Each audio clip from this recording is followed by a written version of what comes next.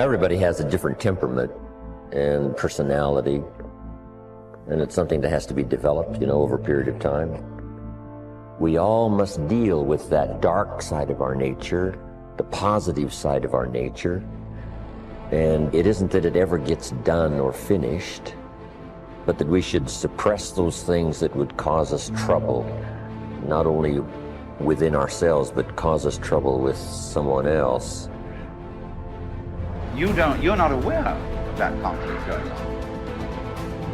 Because conscious attention doesn't need ordinarily focus upon it. And so you don't get involved, and you're not anxious about what party is winning and what party is losing. They're keeping up a kind of balance.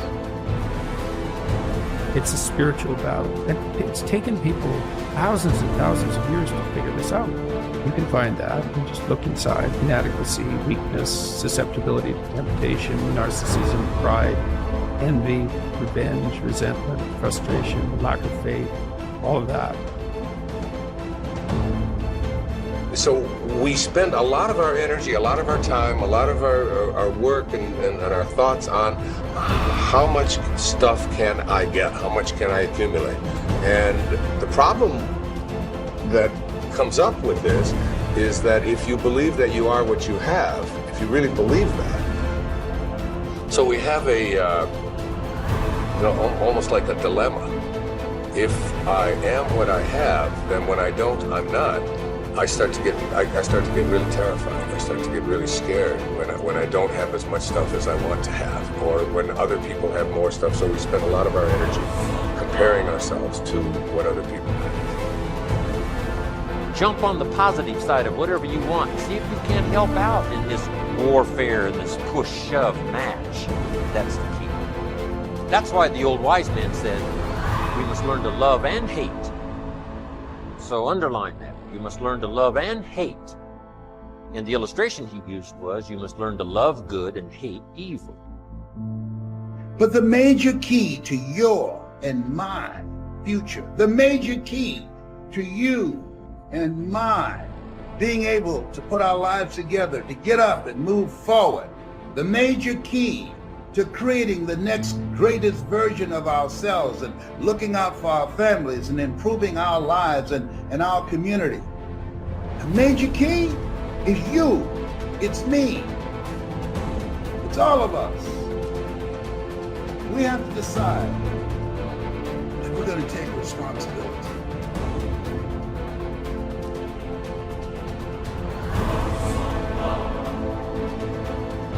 So, what are the opportunities today? Probably one of the best forms of growth that we can work with now is cooperation and service to each other. The individual finds perhaps the greatest basic joy that there is in the human composition when he brings joy or releases joy through other persons. One of the simplest things we can do is to plan a program of helpfulness, a program of not thinking about ourselves, but earning the respect, admiration, confidence, and affection of other people. It is something to look back quietly upon a good deed that has brought security to another. And this type of backward looking is probably the most cheerful as possible. So service to others. If you do not know what to do, help someone in desperate trouble. Forget being deprived of a few hours of television or being requested to turn away from some ordinary leisure that you have planned. But try to see what you can do to help other people. Now, if you have special trained abilities in these matters, there are many opportunities that open themselves to the person who really wants to help. If you have music as a background and have the abilities, find some young people who want music and cannot afford it. And instead of sitting around gossiping or answering phone calls, take these young people and try to educate them or help them in their musical lessons. If you are in business, take young people and need business training. They will not get proper training in school, but they can get it from someone who has been through it and knows what is right and knows what should occur and what should not occur. Everyone can do something, and out of the best they have done themselves, share with another. Then there are things you can do for yourselves.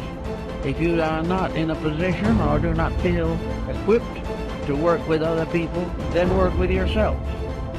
Develop those faculties and powers which are not functioning properly today. Look over your own life and see what your mind is doing. Is your mind growing? Or is it just heaping up one prejudice on top of another? Watch your thoughts and see whether or not you're instinctively criticizing things you do not understand, or have developed powerful prejudices which interfere with justice and judgment. Look over your own nature and then go to work on the problem that you find needs attention. It is not good, however, to try to simply convert yourself. To sit down and say, I shouldn't hold that attitude, is usually not very meaningful. What you really should do if you dislike a certain condition is get into that condition yourself. Move in on it and find out why people think the way they do. Instead of criticizing from some set point within yourself, find out why other people are not more successful in their judgments. I know a number of persons who have simply gone into various walks of life which are not their own in order to find out how other people really live. And it is almost certainly an eye-opener. If you do not wish to go through all this, it then is the best attitude you can have is to believe firmly that every individual is doing the best he can for what he is. And it is always important to try to estimate what he is and help him to become better.